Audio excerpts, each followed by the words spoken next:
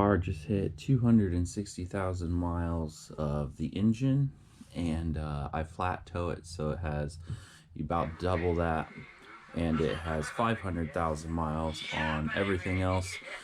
And depending on how you look at the tranny, a lot of that stuff still spins while you're pulling it, so I consider it still 500,000 miles on at least half the tranny, because all them parts are almost all them parts are still moving in there. So I decided to get me an oil test kit just to see, because I have the original head gasket in it, original timing chain, which is getting changed going into this winter. I was like, hey, let's see what it's a dual overhead cam, so to do the head gasket's a little bit more complicated, but since I already have the timing chain off and all that, it'd be nice to know if the head gasket's leaking a little bit. So this is one of the tests. Can't quite figure out where my other test is. I have like 3 unboxing videos I'm doing right now, and I think I just messed up with the wrong one. So, oh yeah, it unboxes itself. How nice.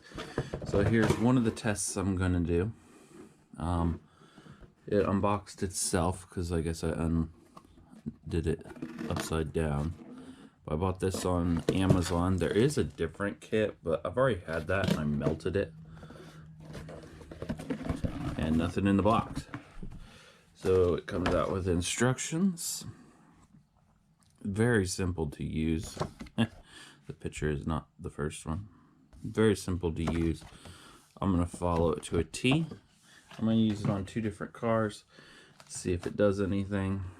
Let's get to that next. Oh, there's plenty of fluid. I was worried that there wouldn't be enough fluid. So you got 16 ounces. Caution, hot coolant. Running engines can be dangerous. Be sure to understand how your tester is before you use it. I think this stuff's pretty cool. Nice little packing thing. Another packing thing. This was from Amazon. This is right how it came in the mail. That's probably my address. Yes, it is. It was $39.58. I'm assuming that probably... Why couldn't they make it so it screws on or something? Oh, I guess it pushes in. Alright, it pushes in. It works alright. See how it's holding? Yeah, it's alright. It's kind of weird. It definitely stays in there. So, the block test. Combustion leak test. Doesn't feel as built as what it should. Like, that feels like it'd come off. Well, I guess it does come off. Well, I'm sure you got to pour out the fluid somehow.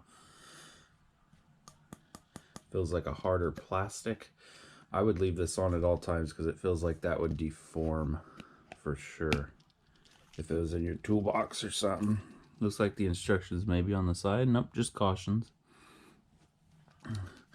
I think it's all pretty self-explanatory. You put this up to the line right there. Looks like it has a little type of filter down there. And then you put this right over the radiator cap or your overflow, and you just keep pumping it. That will be in part 2 of the video. But this was the unboxing. Smart little thing, it unboxed itself. It's got a nice little check valve on the top. Hopefully it keeps working. It all feels like it's pretty well built. Like, I like how thick that plastic is. This rubber feels like it's a darn tire for a car. It's so nice.